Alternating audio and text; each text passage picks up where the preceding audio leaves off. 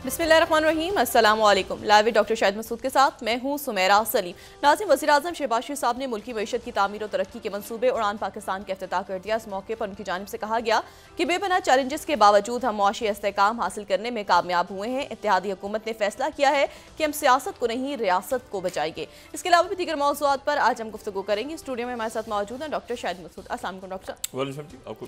Doctor साहब, वज़ीर-ए-आज़म शहबाज शरीफ साहब की जानिब से कहा गया कि हमने फैसला किया कि रियासत को बचाने के लिए किसी भी हद तक जाएंगे। मईशत के हवाले से भी उन्होंने कहा है, तो क्या हुकूमत जो है मईशत के हवाले से अपने अहदाफ हासिल कर सकेगी? देखें जी, सबसे पहले तो नाज़रीन को बहुत बहुत नए साल की मुबारक हो। अल्लाह ताला खैरियत से ये साल लेकर आए सबके लिए, पाकिस्तान में भी, पाकिस्तान से बाहर भी। जितने लोग ये प्रोग्राम देख रहे हैं और जितने लोग ये प्रोग्राम नहीं देख रहे, अल्लाह ताला सबको अपने हिफ्ज़ मान में रखे। दूसरी बात यह है कि ये एक लम्हा है, कल, आज और कल ये कंटिन्यूशन में ऐसे ही मामला चल रहे हैं। बस एक नुक्ता है जहाँ पे हम बैठ के असेस करते हैं कि या देखते हैं कि एक साल ख़त्म हो गया है और अगला साल शुरू हो रहा है, लेकिन वही मसाइल, वही इशू सारे के सारे आगे कंटिन्यू करते हैं। मैं सिर्फ अपनी बात थोड़ी सी आगे बढ़ाने से पहले प्रोग्राम के आगाज़ में वो जो कल मैंने बात की थी कि जिन मामलात पे काबू नहीं है, कंट्रोल नहीं है, उन्हें होने देना चाहिए। तो ये जो है, ये बुनियादी तौर पे मैं जो इंस्पायर हुआ और मैं ये रिकमेंड भी करता हूँ इस वक्त थोड़ा सा कि, और मैंने कुछ हद तक इसके ऊपर गुज़रे चंद सालों में या काफ़ी ये कोई ख़ुदगर्जी वाली बात नहीं है, लेकिन ये किताब जो है मेल रॉबिन्स की, ये बड़ी इंटरेस्टिंग है और वो है द लेट देम, होने दो, ठीक है ना, लेट देम थ्योरी।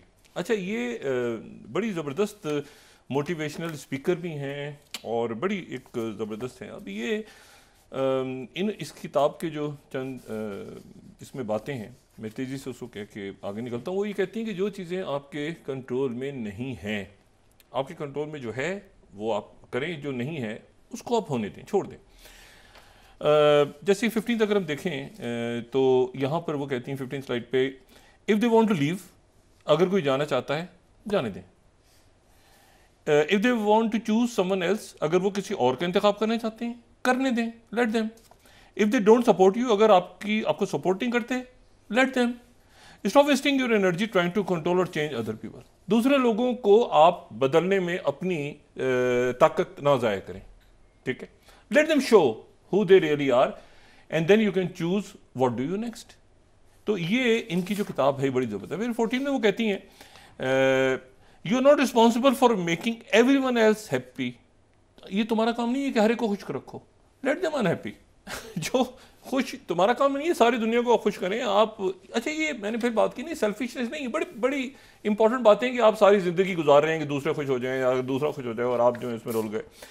फिर वो 8 अगर देखें तो कहती हैं, you are not responsible for rescuing people from their problems. तुम्हारा काम नहीं है कि हर एक के मसाइल दुनिया में ख़त्म करो, let them learn from life, उनको ज़िंदगी से सीखने दो। लेट देम थ्योरी जो है, इसके ऊपर ही पूरी किताब है। फिर 9 अगर मैं उठाऊँ इसका एक कोट, तो वो कहती है, you are not responsible for meeting everyone's expectation. हर एक की तवक्कुआत पे पूरा उतरना तुम्हारा काम नहीं है। वो भी आपसे कुछ कह रहा है, वो कुछ कह रहा है, वो कुछ कह रहा है, वो कुछ कह रहा है, लेट देम बी डिसअपॉइंटेड।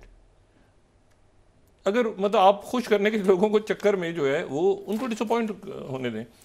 फिर वो कहती, मैंने फिर बात की कि ये खुद गर्जी वाली बात नहीं, इसकी जो कॉनोटेशन है वो बड़ी आगे बड़ी ज़बरदस्त उसमें है, लेकिन मैं सिर्फ 10th, you not responsible for making people understand your choices. आप इस बात की जिम्मेदार नहीं है कि आप लोगों को जो है वो समझाते पे रहें कि तुमने क्या फैसला किया है। Let them be confused, let them. फिर 13, you are not responsible for buying every present on their list. उनकी लिस्ट में जो भी तोहफे हैं 13th, तुम्हारा ही काम नहीं है कि तुम सारे तोहफे खरीदो उनकी लिस्ट में मौजूद। Let them disappointed.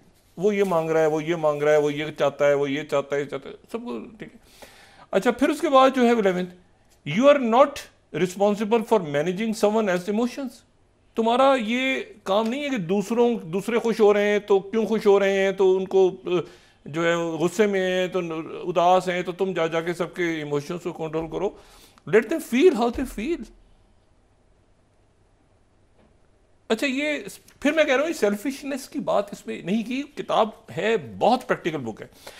फिर 12th, you are not responsible for managing everyone and everything around you. तुम्हारा काम नहीं है कि हर शख्स को और आसपास की हर चीज को तुम मैनेज करो। लेट देम बी, वो जैसे हैं उनको रहने दो। मतलब अपने आप को जो कर सकते हो वो करो, लेकिन चीजों में कंज्यूम ना करो अपने आप को। और फिर वो कहती है start before you are ready. अपने start before you are ready, बड़ी इंटरेस्टिंग बुक है ये। Don't prepare, begin. ठीक है, एक वो ये इस किताब के अंदर बड़ी ज़बरदस्त बात है। फिर वो कहती हैं कि there will always be someone who can't see your worth. ऐसा कोई ना कोई हमेशा होगा जो तुम्हारी कदर नहीं करेगा। Don't let it be you, वो तुम खुद नहीं बनना। तो ये जो है ये न्यू ईयर पे मैं ज़रा सजेस्ट करूँगा कि इस किताब से इस किताब को या इनके पॉडकास्ट भी हैं और बाकी जगहों पे बात की है तो उसको थोड़ा देखें। और बड़ी इम्पॉर्टेंट बात है कि आप साल के आखिर में इस पूरी अपने लाइफ को जज करें, देखें कि आपने क्या आपका हाइस क्या हैं, लोज क्या हैं पूरे साल के। और उसमें तरीका ये होता है कि आजकल की दुनिया में सबसे आसान हो गया कि हमारे हाइस कौन सा साल में ऐसा वक्त था जब हम बड़े अच्छे, कौन सा क्या था। तो अमूमन ये होता है कि उसका सबसे अच्छा तरीका है कि आप टेलीफोन से चेक कर लें कि आपने अच्छे जो लम्हात होंगे उसकी आपने फोटोग्राफ्स ली होंगी। अमूमन ये ट्रेंड होता है कि आप फोटो लेते हैं वहाँ पे कैमरे से, तो आप ज़रा उसको देखें कि अच्छा, फिर आपको ख्याल आएगा अरे जनवरी में फरवरी में ये मैंने ये क्योंकि ऐसे मौक़ों पे तस्वीरें, तो अपने कैमरे को देखें कि आपने कहाँ कहाँ तस्वीरें ली हुई हैं और आपने क्या क्या चीज़ मिस कर दी है। और उसके बाद लिखें, पेन से लिखें, सोच के लिख लें। बहुत से लोग आजकल ये है कि वो सुनते हैं बात, हमें याद है, कोई लेक्चर सुन रहे हैं हमें याद है, कोई तकरीर सुन, कोई स्पीच, कोई कुछ भी सुन रहे हैं हमें याद है, हमें याद हो रहा है। नहीं, लिखें। जब आप उसको हाथ से लिखते हैं तो उसके नोट्स लें, ठीक है। और जब नोट्स लेते हैं हाथ से तो उसके बाद वो चीज़ आपको याद रहती है। तो नोट्स ले लिया करें थोड़े से। और उसके बाद ये होता है कि उसको देखें कि कहाँ पे कौन से आपके हाईजा भी बैठ के सोचें और उसको लिखें कि पूरे साल में क्या क्या चीज़ मैंने करनी थी, क्या क्या चीज़ करनी थी, अगले साल में क्या कोशिश करूँगा, क्या चीज़ करनी है। और हाई रहें, टॉक्सिक लोगों के दरमियान से निकल के आप अपना महदूद, जो लोग कामयाब हैं या खुश हैं या टॉक्सिक नहीं हैं, उनके दरमियान में साल गुजारने की कोशिश करें। अच्छा, अब ज़ाहिर है कि ये साल गुजर गया, अगला साल एक नुक्ता है। कराची जो है वहाँ पे तलखी है बहुत ज़्यादा इस वक्त, मुख्तलिफ़ इलाकों में धरने हैं, एक से ज़्यादा शायद जमातें शायद धरना देने जा रही हैं। क्या है कराची के अंदर बड़े हालात अजब से हैं, कुर्रम के अंदर अपनी जगह हालात हैं। ये जो पॉलिटिकल टर्मोइल है ये अरूज पे है इस वक्त, और उसके नतीजे में जो माशी अदम इस्तेकाम है वो भी अरूज पे है। और सोशल अनरेस्ट तो अब एक वायलेंस की शक्ल अल्लाह ना करे इख्तियार करे मुल्क में, लेकिन ये है कि बहरहाल हालात अच्छे नहीं हैं। और इन्हीं हालात के दरमियान जो है वो ये सिस्टम जो है ये दगरगूं हो रहा है, क्योंकि पॉलिटिकल, ये शुरू हुआ था पॉलिटिकल अनरेस्ट से और उसके बाद ये फैलते फैलते फिर फॉरेन पॉलिसी और बाकी जगह। लेकिन फिर मैंने वही बात की कि ये सिर्फ पाकिस्तान में नहीं हो रहा, ये दुनिया के कई मुल्क इसी सूरत हाल का शिकार हैं और वो अपने आप को निकाल रहे हैं। मतलब एक साल शुरू हुआ तो बिल्कुल ऐसे था कि शायद गज़ा के अंदर जंगबंदी होने जा रही है, और साल का ख़ात्मा इस तरह से हो रहा है कि मुजाहिरीत भी हो रही है और अमेरिकन ने फिर दोबारा हुतीज़ पर अटैक किया, हुतीज़ ने फिर कल अटैक किया है इसराइल पे दोबारा रात। तो वो मामला जो है वो अपनी जगह ख़त्म नहीं हुआ और लेबनान तक फैल गया। कई लोग इसमें हज़ारों लाखों की तादाद में इंसानी जानें चली गई और उसमें कई अहम रहनुमा हमास के, हिजबुल्लाह के और बेशुमार और लोग इसमें जो शख्सियात थी वो भी जानों से गए, अपनी शहीद हुए। और उसके साथ ही शाम जो है वहाँ पर एक अजीब सी सूरत हाल है। अब वो किस तरफ आगे जाता है, सीरिया का मामला, क्या कुर्दों के साथ सुलह हो जाती है टर्की की, PKK के साथ नहीं होती, क्या दुनिया तस्लीम करती है, इसराइल का क्या बनता है, क्या यूक्रेन की जंग किस रुख पे जाती है, क्या जो है वो यूक्रेन सरेंडर कर देगा अपनी टेरिटरी को, अज़रबैजान रशिया का मामला चल रहा है, बहुत सारे मामला। और ट्रम्प, क्या ट्रम्प जो और इलॉन मस्क कामयाब हो जाएंगे, जो उनका है कि इस तरह से वो सारा चलाएं, क्या इलॉन मस्क और ट्रम्प का झगड़ा होगा या नहीं होगा, कैसे आगे चलेंगे, और ये मैक्रोन अपनी जगह पे रहेंगे नहीं रहेंगे, जर्मनी में क्या होगा। और प्रीमियर शी जिनपिंग ने कहा कि ताइवान जो है वो हमारा हिस्सा है, को सोचे भी ना कोई। तो मतलब एक पूरी दुनिया में इस वक्त एक टर्मोइल है और बहुत सारे छोटे छोटे कॉन्फ्लिक्ट्स भी कहीं जन्म ले रहे हैं। तो वो कॉन्फ्लिक्ट्स किसी वक्त भी बड़ी शक्ल इख्तियार कर सकते हैं, किसी वक्त बड़े कॉन्फ्लिक्ट जो हैं वो ख़त्म हो सकते हैं, लेकिन ये कि अभी वो फैलते जा रहे हैं। कोई एक ऐसा कॉन्फ्लिक्ट नहीं है जो शुरू हुआ और ख़त्म हो गया हो। यानी पहली गोली तो हमेशा होती है ना कि चल जाती है, उसके बाद फिर कहाँ जाके ख़त्म होता है मामला, वो कोई नहीं जानता। तो इसी शदीद जो यानी आप समझें कि एक गैर यकीनी सूरत हाल में, यानी इतनी पिछले साल नहीं थी गैर यकीनी। पिछले साल ये था कि जी इलेक्शन ईयर है तो बहुत जगह इलेक्शंस होंगे और उसके नतीजे में एक सुकून आ जाएगा। लेकिन इलेक्शंस जहाँ पर भी हुए वहाँ पर इलेक्शंस के नतीजे में ऐसा नहीं हुआ कि कोई बड़ी तब्दीली आ गई, सुकून आ गया, बल्कि अक्सर जगह पे इलेक्शंस के नतीजे में मज़ीद इंतशार में इजाफा हुआ है। इलेक्शन से लोग जो हैं वो मुतमईन, ये मुल्कों में कोई बड़ी तब्दीली मैंने कहा ना नहीं आई, और मुल्कों में इंतशार में इजाफा हुआ है। पाकिस्तान में भी इलेक्शंस के नतीजे में सुकून, सियासी इस्तेकाम नहीं आया, बल्कि वो मज़ीद बढ़ा। और यही कई मुल्कों में हुआ है, मज़ीद कई मुल्कों में हुआ कि वहाँ इलेक्शन हुए और इलेक्शंस के बाद इंतशार, मज़ीद जो कन्फ्यूजन था, जो खलफिशार था, वो बढ़ गया। तो किस शक्ल में जाके ख़त्म होगा वो अब आने वाले चंद दिनों में, चंद महीनों में उसमें क्लैरिटी आएगी।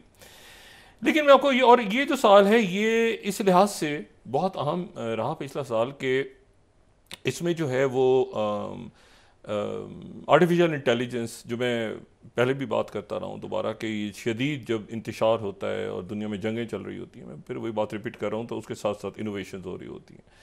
और ये जो साल है ये जब शुरू हुआ तो एक बिल्कुल तवक्कुआत कुछ और थी, लेकिन साल का जो एंड हुआ, यानी लोगों की प्रेडिक्शंस थी कि शायद इस साल ऐसे हो जाएगा, इस साल ऐसे होगा, ऐसे होगा।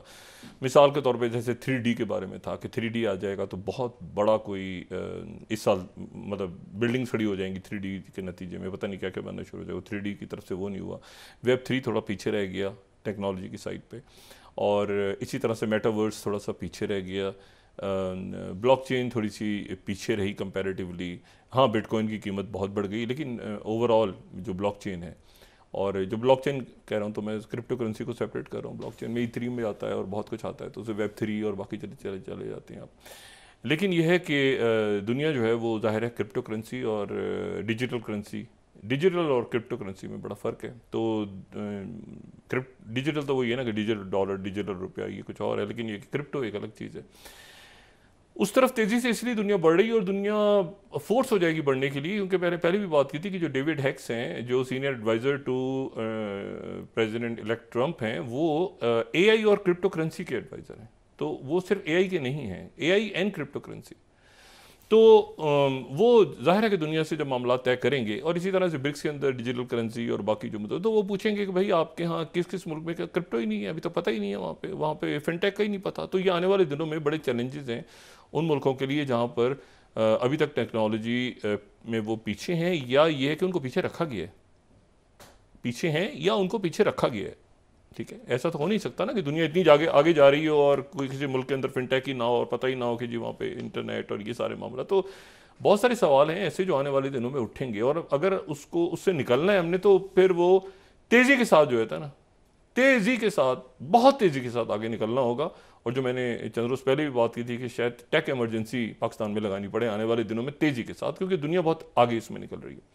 आर्टिफिशियल इंटेलिजेंस जो है वो हम तो अभी तक ये इस्तेलाह इस्तेमाल करते हैं मसनूई ज़हानत, लेकिन बार इंग्लिश में यूज़ करें तो ज़्यादा मुनासिब है।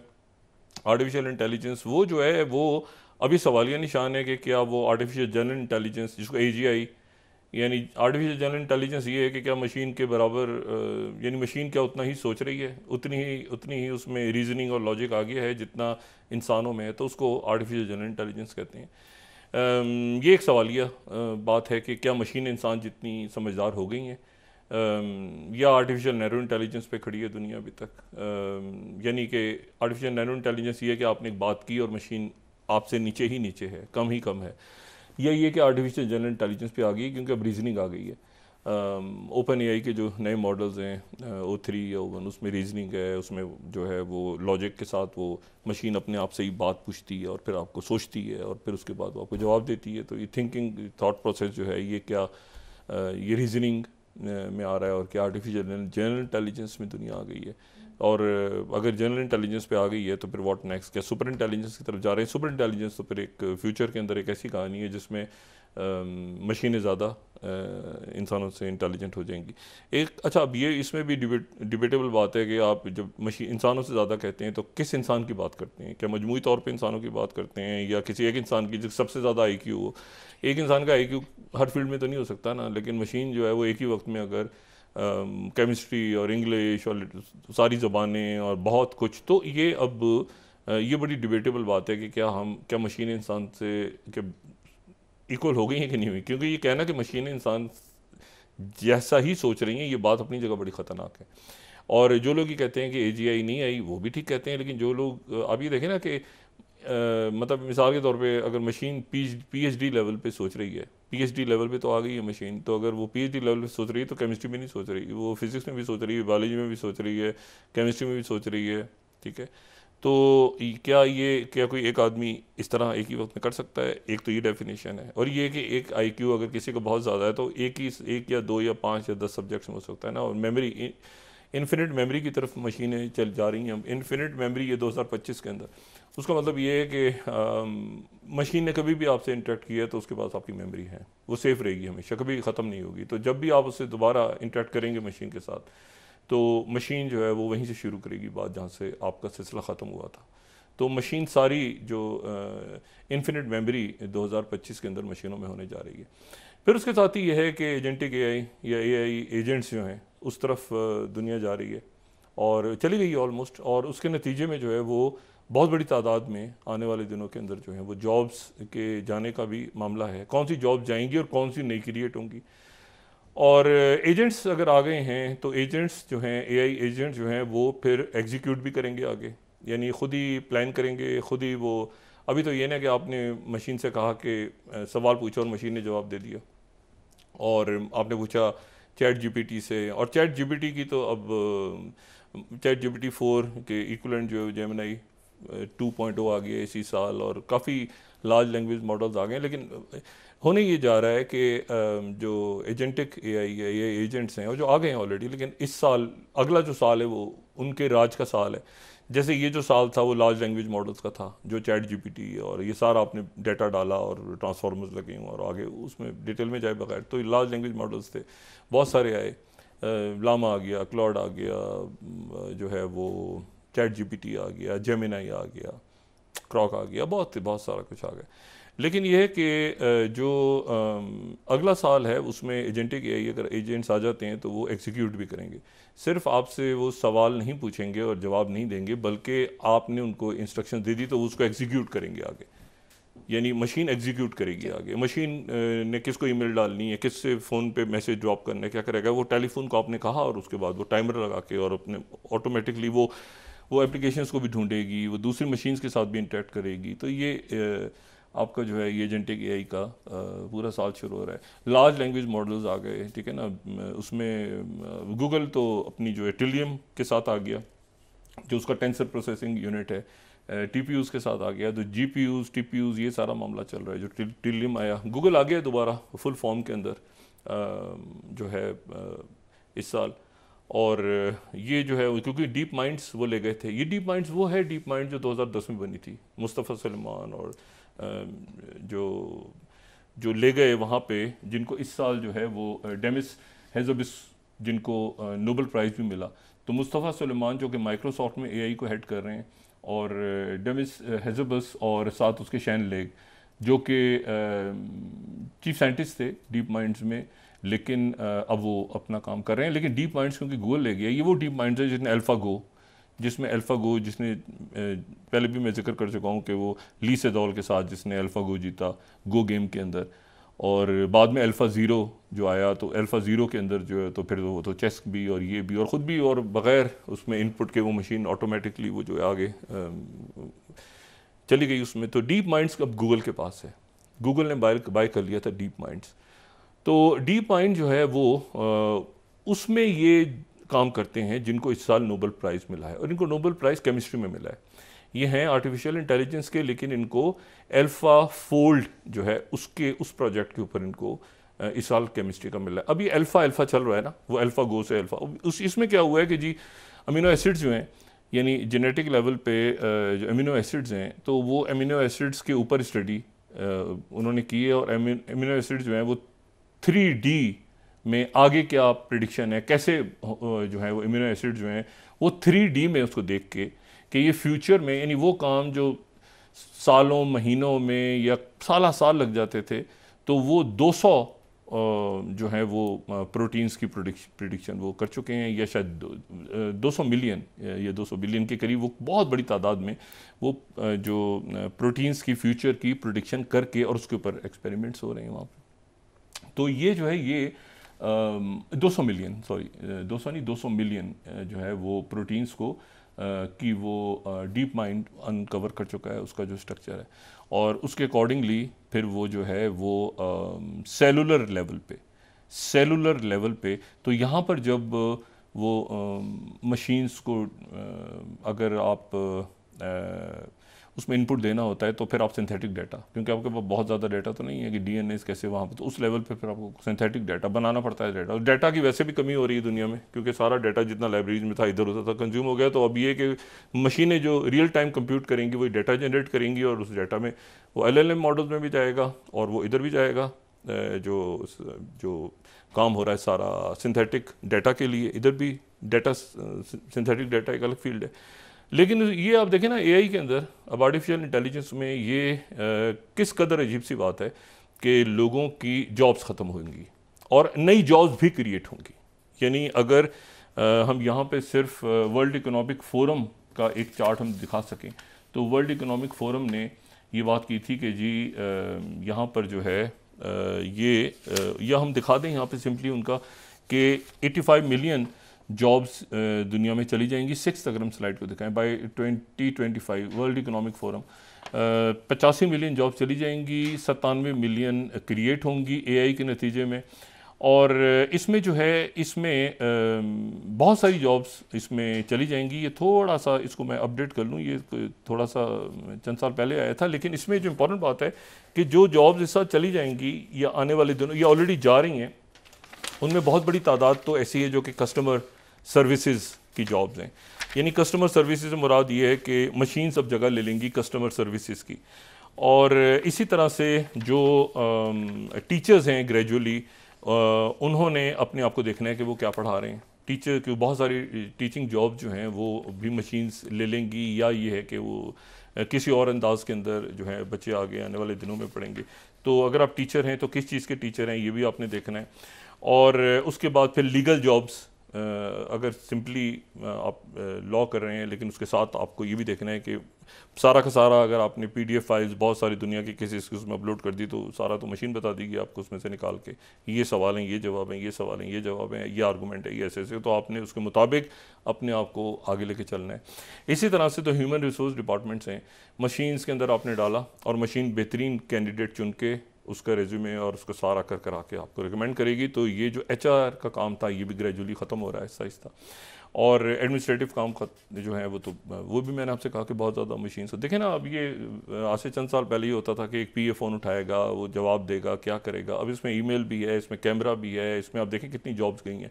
कैमरा भी गया, जो है वो वीडियो कैमरा भी चला गया इस फ़ोन की वजह से। लोग इसे वीडियो भी बना रहे हैं, इससे तस्वीरें भी उतार रहे हैं, इसमें ईमेल्स भी चेक कर रहे हैं, इसमें मैसेजेस भी कर रहे हैं, इसमें फ़ोन भी है, इसमें जो है वो व्हाट्सएप भी है, इसमें यानी ग्रेजुअली इसमें आर्टिफिशियल इंटेलिजेंस भी आ गई है, ऐसे बात भी। तो ग्रेजुअली आपका टेलीफोन जो है इतना कुछ इसमें आ चुका है कि ग्रेजुअली आप देखें कितनी सारी नौकरियां चली गई हैं। कितना अर्सा पहले जो है वो ऐसा था कि जी वो स्टूडियो में जाएंगे और जाके तस्वीर उतरवाएंगे और वो फिर रील होगी 24 की या 16 फिल्मों की, और ये तो जॉब चली गई। इसी तरह से कोई फ़ोन उठाएगा, आपको बताएगा, कोई ईमेल खोलेगा, चेक करेगा, अब सारा इससे काम हो रहा है। तो कोई वीडियो आएगा, वीडियो वाले को बुलाएंगे, अब सारा इससे काम हो रहा है। इससे आप जो इमेजेस जनरेट हो रही हैं, इससे आवाज़ जनरेट हो रही है, इससे जो है वो टेक्स्ट जनरेट हो रहा है, सारा कुछ इससे आप खुद कर रहे हैं। तो ग्रेजुअली सारे काम जो हैं, इसी तरह से मार्केटिंग किसी और अंदाज में होना शुरू हो जाएगी, ये जॉब जाएंगी। मैन्युफैक्चरिंग के अंदर, ट्रैवल और टूरिज़म के अंदर बहुत जॉब्स जाएंगी आने वाले अरसे के अंदर। और इंजीनियरिंग जो है वो कौन सी इंजीनियरिंग कर रहे हैं, क्या कर रहे हैं, वो ज़रा देखें। डिज़ाइनिंग उसमें तब्दील होगी। मैंने आपसे कहना कि नई जॉब्स क्रिएट होंगी, लेकिन जॉब्स ऑब्सोलीट भी होनी शुरू हो जाएंगी। और ट्रांसलेटर्स तो बिल्कुल ही तकरीबन उनकी जॉब ख़त्म हो गई या हो जाएगी। और फाइनेंस के अंदर, ग्राफिक डिज़ाइनिंग में, रिटेल दुकानों के अंदर, बड़ी शॉप्स के अंदर अब भी आप कई मुल्कों में जाएं तो वहाँ पे कोई बंदा नहीं होता। वहाँ पे आप जाते हैं, सिंपली अपना जो भी आपके पास टेलीफोन है उसको आपने आपके खुला, दुकान खुली, सुपरमार्केट, आपने सामान उठाया, उसको पे किया और आप खुद निकल के, कोई भी बंदा वहाँ पे नहीं, सिर्फ कैमरे लगे हुए और मशीन्स लगी हुई हैं। तो ग्रेजुअली जो है ये रिटेल का काम, सप्लाई चेन का काम, बहुत बड़ी तादाद में कोडिंग किस तरह से होगी, कैसे नहीं होगी, तो ये प्रोग्रामर्स ये वो सारा ख़त्म होने जा रहा है और या ये इसका रंग तब्दील हो रहा है, इसका रंग तब्दील हो रहा है और उसी के मुताबिक जो है वो फिर आने वाले दिनों के अंदर, और मैंने आपसे कहा ना कि चिप्स अभी एनवीडिया जो है उसके मुकाबले पे गूगल अपनी चिप लेकर आ गया, ये जो ट्रिलियम के नाम से, तो ये आने वाले दिनों में ये जो 7 मैग्निफिशेंट है ना, दुनिया के 7 मैग्निफिशेंट कहते हैं इनको, एआई की कंपनीज हैं दुनिया में, ये 7 मैग्निफिशेंट, अगर 7 हम दिखाएं स्लाइड, तो ये मेटा, माइक्रोसॉफ्ट, एनवीडिया जो कि चिप्स सबसे ज़्यादा बना, टेस्ला, अमेजॉन, अल्फ़ाबेट और एप्पल, ये 7 मैग्निफिशेंट हैं। तो ये क्या, ये 7 मैग्निफिशेंट कंपनीज जो हैं ये क्या अपना कंट्रोल हिस्सा रख पाएंगी या इनको कोई चैलेंज होगा? गूगल का डीप जो गूगल आया है ना, तो उसमें ये जो एस्ट्रा, प्रोजेक्ट एस्ट्रा आया है, गूगल बहुत तेज़ी के साथ सामने आ रहा है। और कल उनके जो सीईओ हैं उन्होंने ये भी बात की कि जी लोग चैट जीपीटी को ही शायद आर्टिफिशियल इंटेलिजेंस समझते हैं, जैसे गूगल को सिर्फ वो समझते हैं कि गूगल ही एक सर्च इंजन है। और आने वाले दिनों में चूँकि जाहिर है कि वो जो सर्च इंजन्स हैं वो भी चले जाएंगे, लोग ज़्यादातर जो है वो आर्टिफिशियल इंटेलिजेंस और ये चैट बॉट्स इनकी तरफ लोग ज़्यादा चले जाएंगे, तो ये सर्च इंजन्स का भी एक, मतलब मैंने आपसे कहा ना कि ख़ास तौर पे जब से ये सिलिकॉन वैली के लोग आए हैं ट्रम्प एडमिनिस्ट्रेशन में, तो पूरी दुनिया इसके लिहाज से अपने आप को कर रही है। और जूल्स जो है, फिर ये जेमिनाई पावर्ड को जो कोडिंग एआई असिस्टेंट्स आ गए हैं, ठीक है ना, तो ये सारे मौजूद हैं। और सैस जो है उसका क्या फ्यूचर है ये भी आने वाले दिनों में देखना है। ये गूगल वर्क फ्लो और ये सारा, और सेल्स फोर्स और ये सारे जो बड़ी बड़ी कंपनीज हैं, इनका फ्यूचर भी आने वाले दिनों में चैलेंज हो सकता है। तो बहुत ज़्यादा मेरे ख्याल से ऐसा कुछ है जो आने वाले दिनों में तब्दील होगा, और इसके लिए दुनिया अगर तैयार नहीं है, और इसी कियोस के दौरान ये ज़हन में रखें, एक तरफ कियोस चल रहा होगा, एक तरफ ये महंगाई और हंगामे और लड़ाइयाँ और बदअमनी और ये सारी सूरत हाल चल रही होगी, एक तरफ सारा ये चल रहा होगा कि क्या बच्चे जो हैं, क्या वो नौजवानों ने या लोगों ने अपने आप को संभाला या नहीं संभाला। ये जो मैंने किताब आपको बताई ना कि लेट देम, हर चीज़ में अगर सकिन होंगे ना, इतना कुछ दुनिया में हो रहा है कि अगर आप हर चीज़ में सकिन हो गए, या तो ये कि वो आप मतलब आपका कोई काम ऐसा हो कि आप जर्नलिस्ट विद जो है वो जी हो कि आप मतलब जी वाला जर्नलिस्ट की जी हर जगह पर आप थोड़ा थोड़ा, ये टर्म है जर्नलिस्ट, और एक पॉलीमैथ एक और चीज़ है, मैंने उस दिन भी बात जिक्र किया था।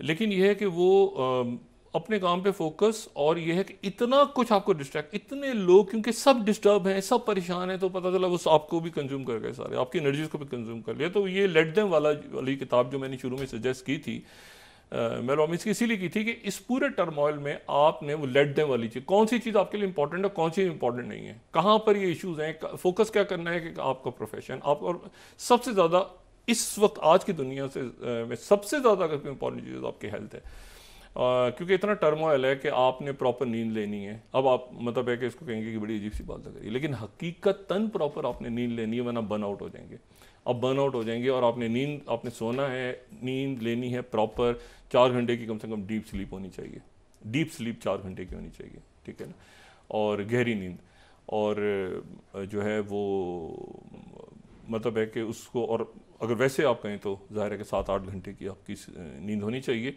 और बाकी वही टेलीफोन को आप दूर रखें, वो सारी बातें जो मैं पहले भी कह चुका हूँ। टेलीफोन को सबसे अच्छा तरीका ये है कि साथ वाले कमरे में चार्जर पे लगाएं, जहाँ पे चार्जर आपने बिस्तर के पास रख लिया तो आपकी नींद गई, क्योंकि इसकी लाइट जो है ये डोपामीन आपके अंदर ज़्यादा होगी और एडिक्ट हो जाएंगे आप इसके। और अब जो है ये जो इकोनॉमी ऑफ अटेंशन बहुत साल चली है, इकोनॉमी ऑफ अटेंशन बिलियंस की थी। ये इकोनॉमी ऑफ अटेंशन ये है कि मैंने मेरी जो अटेंशन है ये इस तरफ अगर रहती है तो ये इकोनॉमी बढ़ रही है। यानी कि फेसबुक के साथ मैं कर रहा हूँ, मैं ट्वीट करता जा रहा हूँ, मैं इसको देखता जा रहा हूँ, उस पर यूट्यूब, ये सारा मैं करता जा रहा हूँ, तो ये मिलियंस और बिलियंस की इकोनॉमी थी। क्योंकि जितने ये एप्लीकेशंस क्रिएट हो रही थी उनका बेसिक काम ये था कि आपकी अटेंशन को रखें अपनी तरफ, आप इसकी तरफ इसमें इन्वॉल्व रहें। तो ये बिलियंस की इकोनॉमी ये थी कि कौन सी एप्लीकेशन आपको ज़्यादा देर तक, और आपको फिर वो आप किसी भी एक उसमें आ जाएं तो अच्छा जी इतने स्टार मिल गए, फिर आप देखते हैं अच्छा इतने स्टार मिल गए, अच्छा आपके इतने नंबर्स हो गए, आप किसी भी चीज़ में इन्वॉल्व हो जाएं तो वो एप्लीकेशन जो है वो फिर बिलियंस ऑफ मिलियंस और बिलियंस की वो इकॉनमी बनती है। लेकिन और इसके ऊपर जो है एक बड़ा ज़बरदस्त इसके ऊपर एक आर्टिकल भी चंद साल पहले आया था कि जिसमें ये बात हुई थी, बड़ा ज़बरदस्त एक आर्टिकल था कि बिलियंस ऑफ डॉलर्स की ये इकॉनमी थी। तो वो इकॉनमी भी शायद आने वाले दिनों में चैलेंज होने जा रही है, क्योंकि उसकी वजह ये है कि जो एक तो लोग जो हैं उनको एहसास हो रहा है इस बात का कि हम बहुत ज़्यादा मतलब वो कंज्यूम हो जाएंगे, इसमें बहुत ज़्यादा बर्न आउट होकर कंज्यूम हो जाएंगे अगर वो हर वक्त मशीन के साथ रहे। लोगों के अंदर अवेयरनेस आ रही है, लड़कियों में भी लड़कों में भी, जो बड़े उम्र के लोग हैं उनमें भी, कि हमने टेलीफोन को अपने से दूर रखना है। और कोई मसला नहीं होगा कि अगर टेलीफोन जो है सुबह उठें तो इंश्योर करें कि आप कमरे की लाइट ना देखें, ताज़ा रोशनी देखें।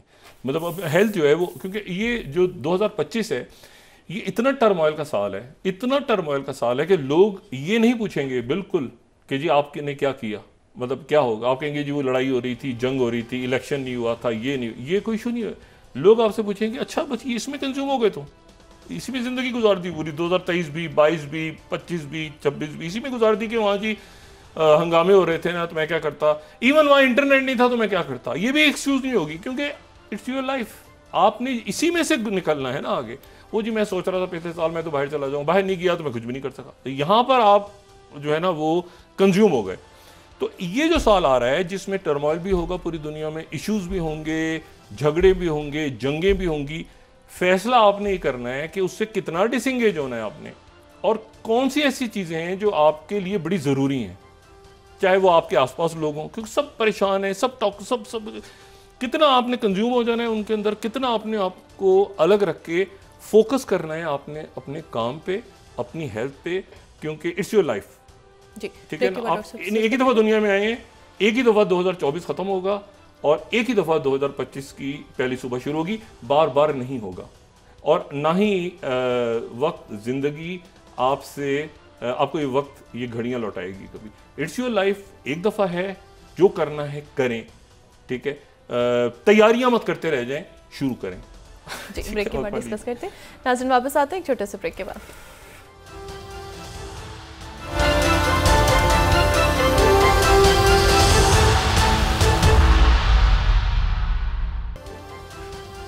वेलकम बैक नाज़रीन। डॉक्टर साहब आप ये कह रहे थे कि जो अफरा तफरी है मुल्क में भी और हर सतह पे भी ये जारी रहेगी?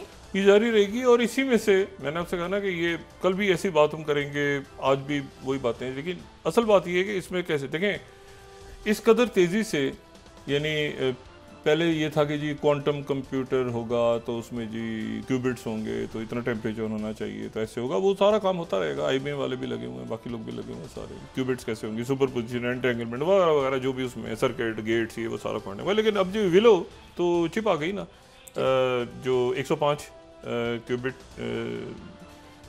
के साथ, तो ये तो गूगल वालों ने निकाल दी, विलो चिप आ गई उनकी। और मसला ये है सारा कि इसका मतलब ये है कि जो कंप्यूटिंग पावर है और जो तेज़ी है वो इतनी ज़्यादा है इस वक्त टेक के अंदर, और इसमें very large language models, large language से निकल के वेरी लार्ज एक अलग टेक्निकल टर्म है, या वेरी स्मॉल लैंग्वेजेस मॉडल जो कि एक लिमिटेड जिसमें डेटा हो, और उसमें जो है ये सारा, और फिर उसके बाद ये जाहिर सी बात है कि इसमें यूज़ केसेस बहुत ज़्यादा सामने आएंगे। तो फिर मैंने आपसे कहा ना कि जो बच्चे या जो भी लोग इस वक्त AI में, या अब तो बहुत आगे चली गई ये चीज़, बेसिकली बुनियादी तौर पे टाइम बहुत गुजर गया है।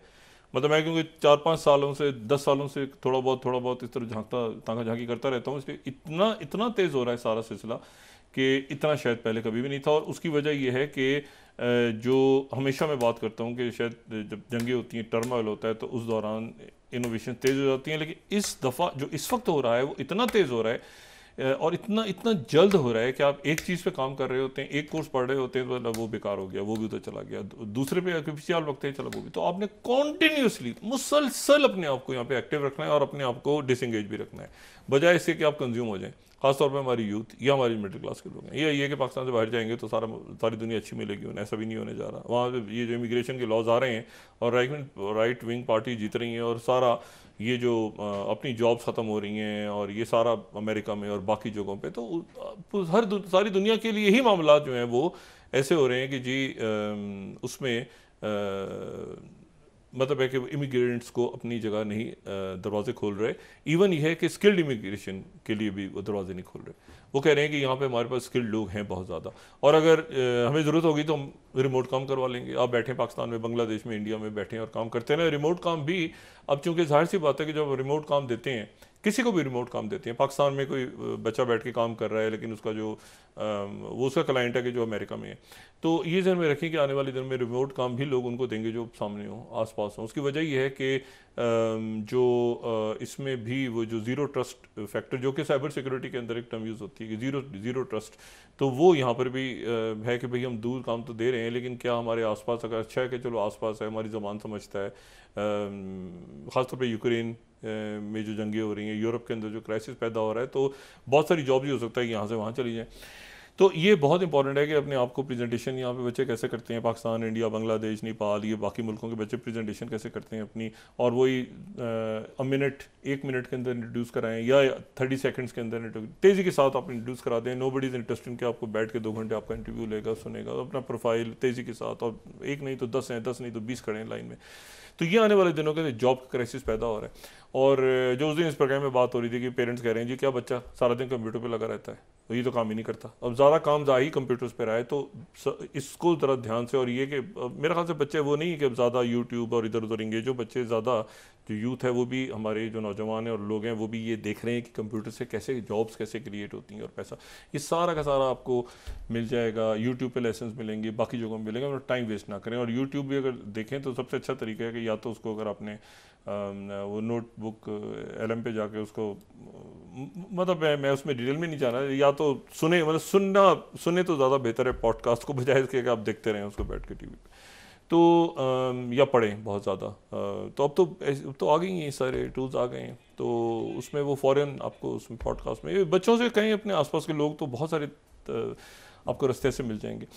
अच्छा, फिर उसके बाद जो है मैं ये कह रहा हूँ कि ये इतना तेज़ी के साथ होगा कि जैसे अब टेलीफोन आपकी ट्रांसलेशन कर रहा है, टेलीफोन आपकी करेक्शन कर रहा है, टेलीफोन मीन्स कंप्यूटर, ठीक है ना। और इसमें जो है वो यहाँ पर मैंने आपसे कहा ना, कोई ये बात नहीं पूछेगा, मतलब कोई भी ये बात नहीं पूछेगा आप यहाँ के लोगों से या बाकी मुल्कों के लोगों से कि जो आपके यहाँ हालात ख़राब थे तो ये साल गुजर गया, आपने क्या किया पूरा साल। वो कहेंगे जी इसलिए तो हड़तालें रहती थी ना। तो मैंने उस दिन भी जिक्र किया था कि फैराडे क्या कर रहा था, या आइंस्टाइन क्या कर रहा था, या राइट ब्रदर्स क्या कर रहे थे। उनके आसपास तो वो तो प्रॉपर जंगों के दरमियान थे। हमारी कोई बड़े सगीर से बहुत ज़्यादा इजादात नहीं हुई उस ज़माने में। यहाँ पे आपको बड़ी ईजाद नहीं है उस वक्त, पिछली सदी के आगाज़ में हुई होंगी यकीनन, लेकिन वो शेर, अदब, आर्ट, इस तरफ ये सारा था। लेकिन आप कहें कि बहुत बड़ी कोई ईजाद हुई है यहाँ पे, नहीं। जहाँ जंगें हो रही थी वहाँ ईजादात हो रही थी, और उसी टर्मोल में हो रही थी, और लोग इधर से उधर हिजरत कर रहे हैं, जंगों में फंसे हुए हैं, इनकी फैमिली इधर गई उधर गई, बच्चा जो है पढ़ भी रहा है साथ साथ ये, तो वो उसका दिमाग भी साइंटिस्ट भी बनता जा रहा है। तो इशू ये है सारा कि इसी टर्मोल जो मैं बात कह रहा हूँ ना, कि और यहाँ पर सबसे इंपॉर्टेंट बात यह है कि अगर आप पूरा साल इसमें गुजारते रहेंगे ना कि जी कल परसों तरसों, अच्छा जी अगले साल, अच्छा जी 2 महीने बाद, 3 महीने बाद, तो वही मैंने आपसे कहा ना कि वो मेल रॉबिन्स की किताब सामने रख लें कि आप जस्ट डू इट। अब मैं तैयारी कर रहा हूँ, मैं बस लगा हूँ, मैं काम कोशिश कर रहा हूँ, मैं लगा हूँ, तैयारी होती रहेगी साथ साथ। जस्ट स्टार्ट इट, जो करना है आप करें, फौरी तौर पे करें, और बाकी आप उसी में से रास्ता आगे निकालें, क्योंकि टाइम नहीं है इतना ज़्यादा। वो मैं तैयारी कर रहा हूँ, 3 महीने बाद जो है ना मैं वो एक इम्तिहान दूंगा, तो 6 महीने बाद मेरा इम्तिहान होना है। 6 महीने में दुनिया, तालीम, इनोवेशंस, बहुत कुछ चेंज हो जाएगा। तो just start doing it, experiment करें, फेलियर होगा जो है ना वो बड़ी इन्वेस्टमेंट्स ना करें, क्योंकि तारीख़ में जो बड़े जानवर थे, जो डायनासोर थे, वो मर गए थे पहले। उनके मरने की वजह ये थी कि वो बहुत बड़े थे साइज़ में, तो बड़े जानवर मर गए थे, डायनासोर्स मर गए थे, चींटियाँ बच गई थीं, कॉकरोचेस, हिरोशिमा में भी कॉकरोच बच गए थे। छोटे जो बिजनेसेस होते हैं, ये छोटे जो आपके कारोबार होते हैं, छोटी इन्वेस्टमेंट्स, वो सर्वाइव कर जाती हैं। हमेशा की तरह ये कोई हार्ड एंड फास्ट रूल नहीं है, लेकिन मैं कह रहा हूँ थोड़ा सा करें तो वो चल हो जाएगा, बहुत ज़्यादा करें तो गिरने के चांसेस ज़्यादा हैं। अब देखें ना, ये जैसे 7 मैग्निफिसेंट 11 में लड़ाई हो रही है आपस में, एनवीडिया सबसे आगे चली गई, अब वो एनवीडिया को ऊपर ही दुनिया में सबसे ज़्यादा पैसा कंपनी इसके पास रहनी चाहिए, दूसरी जहाँ आई लोगों ने कहा चलो जी ये तो गए, दूसरा आगे आ गया। तो जितने आप बड़े होंगे, जितना बड़े से मुराद ये कि ह्यूज आप एक बना लेंगे सारी चीज़, तो उसको आप छोड़ दें, वो बनता रहेगा। पहले आप स्टार्ट करें, बिल्कुल बेसिक से स्टार्ट करें काम, और घरों में बैठ के जो है वो सारे लोग काम करेंगे तो घर चलेगा आने वाले दिनों में। और अभी भी लोग ऐसे ही चला रहे हैं और बड़े तरीके से चला रहे हैं। मैं एक आध दिन पहले यहाँ पे गया, एक बड़ी ज़बरदस्त यहाँ पे जो एक एग्जीबिशन हो रही थी, तो मैं वहाँ पे गया, तो वहाँ पर पूरी फैमिलीज जो हैं वो घरों से बना के खाना वाना, वहाँ पे स्टॉल्स लगे हुए थे, और वो बच्चे भी हैं, वो बहनें जो हैं कुक कर रही हैं वहाँ पे, कोई बर्गर बना रहा है वो उसी तरह से।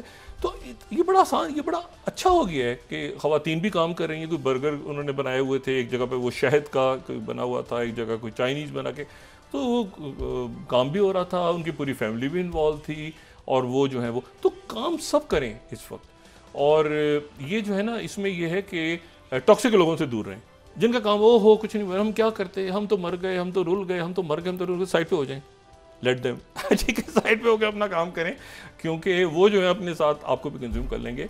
तो अल्लाह ताला खैरियत से अगला साल लेकर आए, सबके लिए कामयाबियों का, मसाइल का ख़ात्मा हो, दुनिया आगे निकले, पाकिस्तान में भी जो भी इश्यूज़ हैं ख़त्म हो, तमाम दुनिया में ख़त्म हो। जो लोग हम में नहीं रहे इस साल, अल्लाह ताला उनके दर्जात बुलंद करे, उनके लिए बहुत सी दुआएं, और जो लोग हैं अल्लाह ताला उन्हें सलामत रखे, खुश रखे। इन दुआओं के साथ कल, आज और कल मुलाकात होगी इंशाअल्लाह। बहुत शुक्रिया डॉक्टर साहब। नाज़रीन, इसके साथ ही आज का प्रोग्राम अपने इख्तिताम को पहुंचा। मुझे सुमेरा सलीम को इजाज़त दीजिए। अल्लाह निगहबान। जी डॉक्टर साहब। अपना दोस्तों रिश्तेदारों गिरदोनवाह के लोगों का सब ख्याल रखिएगा। अल्लाह हाफ़िज़।